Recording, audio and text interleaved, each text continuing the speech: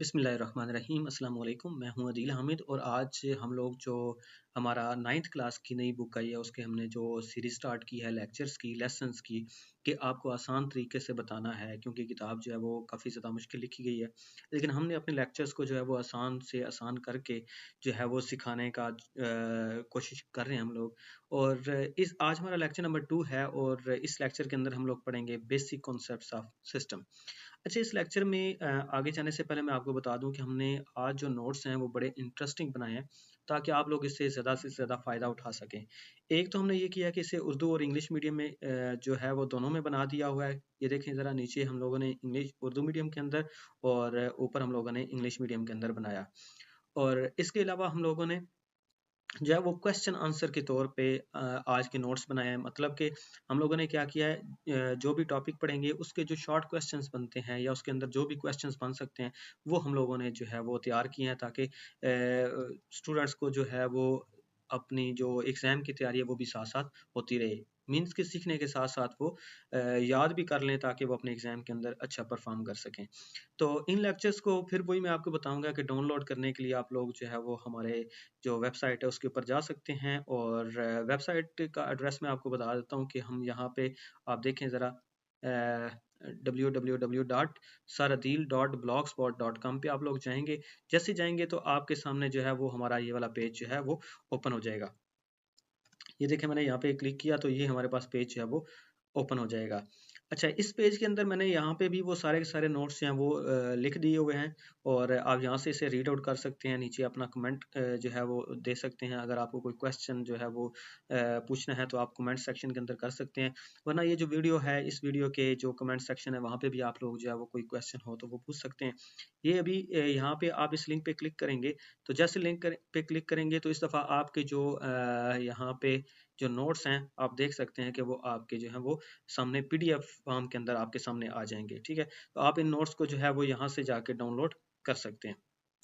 तो इन नोट्स को जो है वो आसान तरीन बनाया गया और क्वेश्चन आंसर के तौर पे बनाया गया ताकि आप इसको आसानी के साथ समझ सकें और इससे ज़्यादा से ज़्यादा फ़ायदा उठा सकें।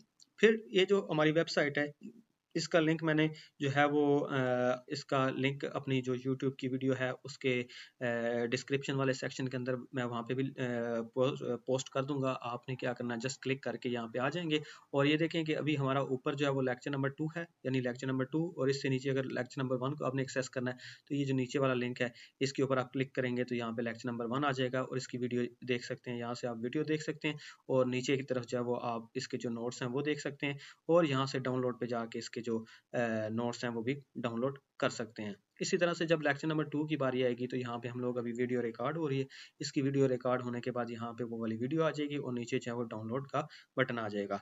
और ऐसे भी पॉसिबल है कि हमारी जो आगे आने वाली वीडियोस हैं इनका जो डाउनलोड का बटन है वो नीचे भी हो सकता है, यानी यहाँ पे कहीं पे जो है वो हो जाएगा। तो आप लोगों ने जो है वो इसको ज़रा सा रीड करके एक दफ़ा खुद से देख लेना है। तो अब अपना लेक्चर स्टार्ट करते हैं। तो लेक्चर में मैंने आपको पहले से बताया कि हमने आज क्वेश्चन आंसर के हिसाब से तैयार किया। हमने लास्ट वाले लेक्चर के अंदर ये देखा था कि सिस्टम क्या होता है। तो अब जो है वो पहले इससे पहले कि मैं उसको भी रिकैप करूं, इससे पहले आपको जो है वो ये अगर किसी भी सिस्टम को समझना हो तो ये मैंने एक टेबल बना दिया है। इस टेबल के अंदर 4 चीज़ें लिखी हुई हैं। इन 4 बातों का आपको पता होना ज़रूरी है अगर आप लोग जानना चाहते हैं कि सिस्टम क्या होता है। और वे यही 4 बातें जो हैं वो आपकी सिस्टम की डेफिनेशन बनाती हैं और सिस्टम के आगे मज़ीद आपको जो डिटेल है वो बताती हैं। सबसे पहली बात ये है कि हर जो सिस्टम होता है उसका कोई ना कोई एक मकसद होता है, यानी उसका कोई ना कोई ऑब्जेक्टिव होता है, यानी उसने कोई ना कोई अपना काम या टास्क पूरा करना होता है। जैसे अगर कार सिस्टम की बात करें तो कार सिस्टम के अंदर क्या है कि उसने एक जगह से दूसरी जगह लोगों को लेकर जाना है, ये उसका मकसद हो सकता है। इसी तरह से थर्मोस्टेट की बात करें तो थर्मोस्टेट के अंदर जो है वो किसी भी रूम का टेम्परेचर उसे एक खास वैल्यू तक रखना, बरकरार रखना जो है वो थर्मोस्टेट सिस्टम का काम हो सकता है। इसी तरह से जो सबसे पहला काम, जो सबसे पहली चीज़ आपको जानना ज़रूरी है सिस्टम के बारे में, वो है उसके मकासद। उसके बाद आपको पता होना चाहिए कि हर जो सिस्टम होता है उसके क्या होते हैं, कंपोनेंट्स होते हैं, अज्जा होते हैं। वो छोटे छोटे हिस्सों से मिलकर बना हुआ होता है और वो जो हिस्से होते हैं हर एक जो हिस्सा है वो अपना अपना काम करता है। जैसे हमने एक जो कार सिस्टम था उसके अंदर बात की थी, तो उस कार सिस्टम के अंदर वो इंजन था, फ्यूल था, स्टेयरिंग था, व्हील्स थे, सारे के सारे जो कंपोनेंट्स हैं वो इसके अंदर मौजूद थे। तो जो अज्जा होते हैं वो मिलके एक सिस्टम जो है वो बनाते हैं। इसके बाद जो तीसरी चीज थी वो होती है, वो है कम्युनिकेशन अमंग कंपोनेंट्स, यानी वो जो कंपोनेंट्स हैं वो आपस में जो उनका राब्ता है वो किस तरह से होता है। मतलब कि कोई भी जो कंपोनेंट होता है वो अकेले से काम नहीं करता, बल्कि वो एक दूसरे के साथ मिलकर काम करते हैं। जैसा कि अगर हमारे पास एक इंजन है तो उसके अंदर फ्यूल जो है वो डालना जरूरी होता है, यानी कि फ्यूल और इंजन जो है वो मिलके काम करेंगे। इसी तरह से हर जो सिस्टम होता है वो दूसरे सिस्टम के, हर जो कंपोनेंट होता है वो दूसरे कंपोनेंट के साथ जो है वो राब्ते में होता है, उसके साथ जो है वो जुड़ा हुआ होता है, तो वो आपस में मिलकर काम करते हैं। इसके बाद जो चौथी चीज आपको पता होना जरूरी है, जो कि एक सिस्टम जो है उसका एक हिस्सा होता है, वो चीज है इन्वायरमेंट ऑफ द सिस्टम, कि जो सिस्टम जिस इन्वायरमेंट के अंदर मौजूद होता है। जैसा कि अगर हम इंसान के सिस्टम की बात करें कि इंसान जो है वो उसके फेफड़े होते हैं, दिल होता है, खून होता है, ये सारी की सारी चीज़ें हैं जो कि उसे ज़िंदा रखने के लिए हैं। लेकिन उस पर उसके जो इर्द-गिर्द चीज़ें हैं जो उस पर असरअंदाज हो सकती हैं, वो क्या होंगी? उसकी खुराक हो सकती है, उसका जो है वो हवा हो सकती है।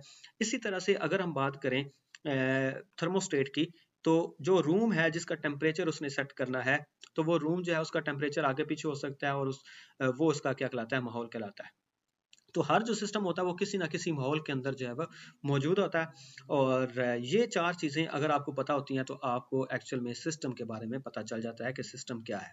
अब अगर सिस्टम की बात करें, जो हमने लास्ट टाइम भी डेफिनेशन की थी कि सिस्टम क्या होता है। A system is described bye it's objectives, यानी सिस्टम अपने मकासद की वजह से पहचाना जाता है या बयान किया जाता है। अपने कंपोनेंट्स, दूसरी चीज यानी कंपोनेंट्स की मदद से बयान किया जाता है। तीसरी चीज कम्युनिकेशन अमंग इट्स कंपोनेंट्स, के वो जो कंपोनेंट्स हैं, अज्जा जो हैं वो आपस में किस तरह से जो है वो राब्ता करते हैं या एक दूसरे के साथ मिलकर काम करते हैं। And environment in which it works, और ये वो वाला माहौल है जिसके अंदर वो काम करते हैं। ये हमने सिस्टम की डेफिनेशन लिख दी है। अगर इसी को उर्दू में बयान करें तो उर्दू में मैंने बड़े आसान तरीन तरीके से लिखी है कि एक सिस्टम को इसके मकासद, अज्जा, इसके अज्जा के दरमियान राब्ते और इस माहौल से बयान किया जाता है जिसमें ये काम करता है। यानी ये चारों चीजें मिलकर एक सिस्टम जो है वो बनाती हैं। अब आगे हम चलते हैं तो हम देखते हैं कि how system objectives can be achieved, यानी सिस्टम के जो मकासद हैं वो कैसे हासिल किए जाते हैं। यानी आप देखें कि हर जो सिस्टम है उसका एक मकसद ज़रूर होता है, जिसकी हमने पहले बात की कि कोई भी जो सिस्टम है, जैसे कार सिस्टम है तो कार सिस्टम का एक मकसद है। इसी तरह से अगर एजुकेशन सिस्टम है तो इसका एक मकसद है कि स्टूडेंट्स को पढ़ाना। कोई भी सिस्टम होगा, थर्मोस्टेट है तो उसका मकसद है कि एक टेम्परेचर को बरकरार रखना। तो ये हर जो सिस्टम होता है उसका एक कोई ना कोई जो मकसद है वो ज़रूर होता है, उसका कोई ना कोई ऑब्जेक्टिव जो है वो ज़रूर होता है। तो सिस्टम जो कंपोनेंट्स हैं वो आपस में मिलके क्या करते हैं, उस ऑब्जेक्टिव को हासिल करते हैं, यानी उस मकसद को हासिल करते हैं। तो system components communicate with each other to achieve the system objective in an environment, यानी कि किसी भी माहौल के अंदर जो सिस्टम के मकासद हैं उनको हासिल करने के लिए क्या होता है, components communicate with each other, components एक दूसरे के साथ राब्ता करते हैं, कंपोनेंट्स एक दूसरे के साथ मिलकर काम करते हैं। मतलब कंपोनेंट्स जो होंगे वो एक दूसरे के साथ मिलकर काम करेंगे तो इससे हमारे सिस्टम का जो मकसद है वो पूरा हो जाएगा। चाहे उसने एक जगह से दूसरी जगह जाना है, चाहे उसने रूम का टेम्परेचर जो है वो बरकरार रखना है। इसकी एग्जाम्पल्स में हो सकती हैं, यानी सिस्टम की जो एग्जाम्पल्स हैं उसमें मैंने नीचे यहाँ पे एग्जाम्पल्स लिखी हैं, ये आपकी बुक से ही जो एग्जाम्पल्स हैं वो हमने ली हैं। जिसमें थर्मोस्टेट हो सकता है, जिसमें कंप्यूटर नेटवर्क भी हो सकता है कि कंप्यूटर नेटवर्क के अंदर क्या होता है, डिफरेंट कंपोनेंट्स होते हैं, मुख्तलिफ कंप्यूटर्स होते हैं, और वो तारों के जरिए से आपस में जुड़े हुए होते हैं और ये एक दूसरे के साथ मिलकर काम करते हैं। इस तरह से ह्यूमन बॉडी है जिसकी हमने काफ़ी दफ़ा आपको एग्जांपल दी कि इसका जो ब्रेन होता है, इसका दिल होता है, इसके फेफड़े होते हैं, और जो बाकी इसके कंपोनेंट्स होते हैं वो आपस में मिलकर एक इंसान को सेहतमंद या जिंदा रखते हैं। तो इसी को अगर उर्दू में बयान करें तो उर्दू में भी हमने इसी तरह से इसको बयान किया है कि सिस्टम के अज्जा कैसे अपना मकसद हासिल करते हैं। तो किसी भी माहौल में सिस्टम के अज्जा एक दूसरे से मिलकर काम करते हैं ताकि सिस्टम का मकसद हासिल किया जा सके। सादा सिस्टम की दरअसल मिसालें हो सकती हैं, जैसे थर्मोस्टेट है, कंप्यूटर नेटवर्क है, या इंसानी जिस्म हो सकता है। अच्छा, इसके बाद हमारे पास जो नेक्स्ट चीज़ आपको जानने की है इसके अंदर वो है why is it necessary to know about the objectives or goals of a system. यानी अगर हम लोग इसी सवाल को देखें कि सिस्टम के मकासद में के बारे में जानना क्यों ज़रूरी है, यानी कि सिस्टम के जो मकसद हैं उसके बारे में जानना क्यों जरूरी है। देखिए एक सिस्टम ने एक जगह से दूसरी जगह लेकर जाना है तो वो उसका मकसद है, तो इसके बारे में जानना क्यों जरूरी है। तो हर सिस्टम का एक मकसद होता है जैसे इसने पूरा करना होता है। किसी सिस्टम के काम करने यानी ऑपरेशंस का तजिया करने के लिए इसके मकसद का जानना जरूरी है। देखें अब एक सिस्टम है, हम उसके बारे में जानना चाहते हैं कि वो सिस्टम जो है वो अच्छा काम कर रहा है या नहीं कर रहा। क्या वो अपने जैसे कि एक गाड़ी है वो एक जगह से दूसरी जगह जब लेकर जाती है तो क्या वो अपने इस मकसद को पूरा कर रही है और सही तौर पे पूरा कर रही है। इसी तरह से एक स्कूल सिस्टम है तो क्या अपने वो तलबा को बहुत अच्छे तरीके से पढ़ा रहे हैं, क्या वो अपना सिस्टम जो है उसकी कारकर्दगी जो है वो ठीक है, क्या उसकी परफॉर्मेंस ठीक है। तो हर जो सिस्टम है उसके जो कंपोनेंट्स होते हैं उसके बारे में जानना जरूरी है। तो किस सिस्टम के काम करने यानी ऑपरेशंस का तजिया करने के लिए इसके मकसद का समझना, इसीलिए जब हमें ये देखना है कि ये सिस्टम कोई भी जो सिस्टम है वो किस मकसद के लिए बनाया गया है। अगर वो वाला मकसद उसका अगर हमने तजिया करना है, उसके बारे में जानना है कि वो ठीक तौर पे काम कर रहा है या नहीं कर रहा, तो इसके लिए हमें किस बात की जरूरत है, हमें उसका मकसद समझना है कि वो मकसद जो है वो पूरा कर रहा है या नहीं कर रहा। तो ये जो इल्म है हमें मौजूदा सिस्टम की कारकर्दगी और अफादियत को बेहतर करने में मदद करता है। यानी अगर हमें पता चल जाए, हम अगर तजिया कर लें, उसके मकसद को जान लें और देख लें कि वो जो उसके कंपोनेंट्स काम कर रहे हैं तो वो किस तरह से काम कर रहे हैं। अगर हमें उसका मकसद पता चल जाए और उसके जो कंपोनेंट्स हैं उनकी परफॉर्मेंस का पता चल जाए तो हम इसके अंदर बेहतरी ला सकते हैं। तो ये हमने एक जो क्वेश्चन है वो यहाँ पे किया है और इस क्वेश्चन का आंसर भी किया। अच्छा, इसके बाद हमारे पास क्या है, what is the goal of the computer system. जो कंप्यूटर सिस्टम है उसका क्या गोल है, यानी कि एक सिस्टम है हमारे पास, वो कौन सा कंप्यूटर सिस्टम। तो उसका क्या गोल है, उसका क्या मकसद है। तो उसका मकसद ये है, the principal goal of computer system is to process data and give useful information to users. यानी जो कंप्यूटर सिस्टम है उसका जो बेसिक गोल होता है वो ये होता है कि वो यूजर से डेटा ले, यानी जो इस्तेमाल करने वाले लोग हैं उनसे डेटा ले और उसको प्रोसेस करे और बदले में एक यूजफुल इंफॉर्मेशन जो है वो यूजर को दे। जैसे एक स्टूडेंट जो है वो एडमिशन लेने के लिए जाता है, अपना फॉर्म फिल करता है। अब हम ये जो फॉर्म होता है उसको कंप्यूटर के अंदर डाल देते हैं। वो जो कंप्यूटर के अंदर, तो फिर अब समझ लें कि 100 जो स्टूडेंट है उसने एडमिशन लिया। अब उस 100 स्टूडेंट का जो रिकॉर्ड है हम डेटा के तौर पे कंप्यूटर को दे देते हैं। अब कंप्यूटर जो है वो उस डेटा को प्रोसेस करता है। कब करता है, जब हम उससे पूछते हैं कि एक पार्टिकुलर जो स्टूडेंट है, मतलब कोई एक खास जो स्टूडेंट है उसका रिकॉर्ड हमें निकाल के दे, तो वो क्या करता है, प्रोसेस करके वो जो इन्फॉर्मेशन है, वो जो रिकॉर्ड निकल के हमारे पास आता है, वो कौन निकाल के देता है, हमें कंप्यूटर निकाल के देता है। तो इस तरह करके कंप्यूटर काम करता है। क्योंकि कंप्यूटर के बारे में हमने आगे मजीद बड़ी डिटेल के साथ पढ़ना है कि इसकी जो डेफिनेशन क्या होती है, ये कैसे काम करता है, लेकिन इसका मेन मकसद यही होता है कि हमने कंप्यूटर को डेटा देना है, कंप्यूटर ने उस डेटा के ऊपर प्रोसेस करना है और बदले में हमें एक इंफॉर्मेशन देनी है जो कि हमारे लिए बड़ी यूजफुल होती है। आगे नेक्स्ट चलते हैं, what are the types of system objectives with respect to nature and purpose. अच्छा, इस ये अब देखें, हमने बात की कि जो सिस्टम होता है उसका कोई ना कोई मकसद होता है। अब नेचर या नोयत के हिसाब से, यानी हर तरह का जो सिस्टम होता है उसकी नोयत के एतबार से कि ये फलां तरह का सिस्टम है, फलां तरह का सिस्टम है। जैसे एक जो अगर बात करें कि कार जो सिस्टम है, उस कार वाला जो सिस्टम था उसका एक अपना जो मकसद है वो होगा। इसी तरह से एक स्कूल सिस्टम है तो उसका अपना मकसद होगा। यानी हर नोयत के एतबार से हर एक जो सिस्टम है उसका एक अलग से ही जो टाइप होती है, मतलब काम होता है। ठीक है, जैसा कि इंफॉर्मेशन प्रोसेसिंग, ये एक मकसद हो सकता है। उसके बाद हमारे पास होता है सपोर्ट अदर सिस्टम्स, यानी एक ऐसा सिस्टम हो सकता है जो कि दूसरे सिस्टम को सपोर्ट करता है। इसी तरह से अचीविंग स्पेसिफिक गोल्स, यानी कि एक खास काम को मुकम्मल करने के लिए एक सिस्टम हो सकता है। तो नोयत के एतबार से जो सिस्टम है उसकी यहाँ पर 3 जो है वो टाइप्स बयान की गई हैं कि सिस्टम की जिस तरह की टाइप होगी इसी तरह से उसका क्या होगा, उसका मकसद भी होगा।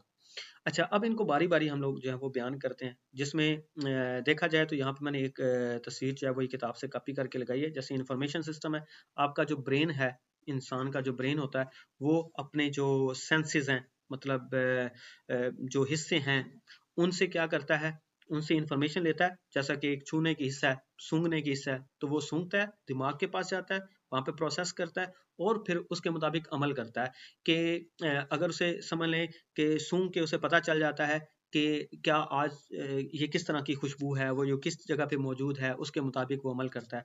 अगर हम ये देखें कि अगर उसे कांटा चुभ जाता है तो वो यहाँ से सेंस करता है, इसको प्रोसेस करता है और उसके मुताबिक जो है वो आगे से यानी कि आवाज़ भी निकालता है और कांटे को बाहर भी निकालता है।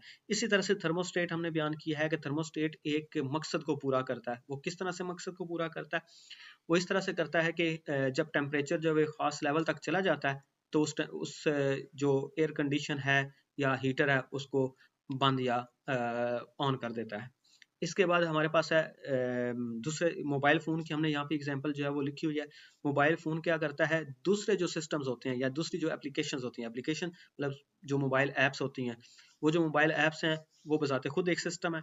तो उन सिस्टम्स को चलाने के लिए हमें किसकी ज़रूरत होती है? मोबाइल की ज़रूरत होती है। तो मोबाइल फ़ोन जो है वो हकीकत में क्या है? खुद से एक सिस्टम है जो कि दूसरे सिस्टम्स की मुआवनत करता है या दूसरे सिस्टम्स को चलाने के लिए मदद करता है। अच्छा, इस चीज़ को ही हमने यहाँ पे नीचे डेफिनेशंस के तौर पे भी बयान कर दिया कि डिस्क्राइब या डिफाइन करें इंफॉर्मेशन प्रोसेसिंग ऑब्जेक्टिव, यानी मकसद के हिसाब से या नोयत के एतबार से जो इंफॉर्मेशन प्रोसेसिंग सिस्टम है उसको बयान करें। तो it is related to collect, store, process and distribute information. इसका काम क्या है? इसका काम है कि डेटा को कलेक्ट करना, उसको फिर महफूज करना, उसको प्रोसेस करना और फिर उसको आगे डिस्ट्रीब्यूट करना या आगे जो है वो देना। जैसे कि कंप्यूटर जो वो यही काम करता है। कंप्यूटर क्या करता है? डेटा को कलेक्ट करता है, प्रोसेस करता है और फिर जो इन्फॉर्मेशन है उसमें तब्दील करके इन्फॉर्मेशन को बाकी लोगों तक पहुंचाता है। इसी तरह से जो ह्यूमन ब्रेन है वो भी क्या करता है, अपनी जो सेंसेस हैं उनसे डेटा लेता है, उसको प्रोसेस करता है और फिर उससे उसके मुताबिक अमल करता है। इसी तरह से अगर बात करें सपोर्टिंग अदर सिस्टम्स, तो तो उसमें हमने बयान किया कि it is related to providing platform for the systems to work, यानी कि ये दूसरे जो सिस्टम्स होते हैं उनको एक प्लेटफॉर्म देता है ताकि वो वाले सिस्टम जो हैं वो अच्छे तरीके से काम कर सकें। जैसे मोबाइल फ़ोन की हमने एग्जांपल दी थी। इसके आगे बात करें तो हमारे पास है अचीविंग स्पेसिफिक गोल। जैसा कि हमने बात की कि एक जो थर्मोस्टेट होता है वो क्या करता है, एक खास काम को मुकम्मल करता है। It is related to completing task और प्रोसेसेस, मतलब ये खास काम को मुकम्मल करता है।